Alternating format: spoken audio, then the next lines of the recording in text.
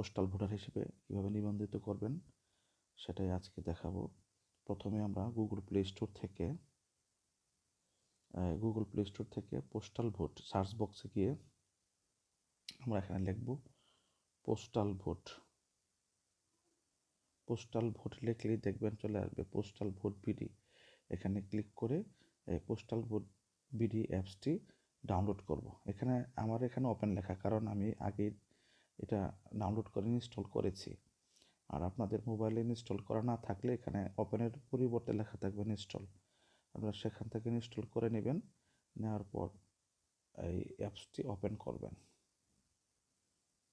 Open করে অ্যাপসটি open করার পর এরকম আসবে।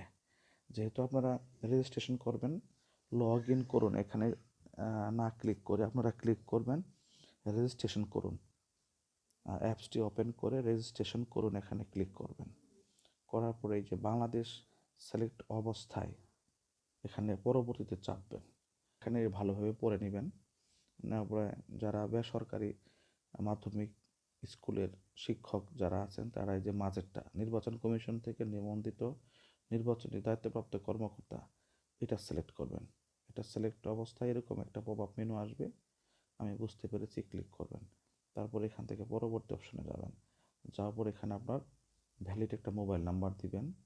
এটা 0 বসাতে হবে না, 1 দিয়ে শুরু করবেন। হ্যাঁ, এভাবেই আপনি একটা নাম্বার বসাইয়ে, ইমেল বাধ্যতামূলক না, ইমেল যাদের আছে দিবেন, না থাকলে সমস্যা নাই। তারপরে ভেরিফাই ওটিতে ক্লিক করবেন।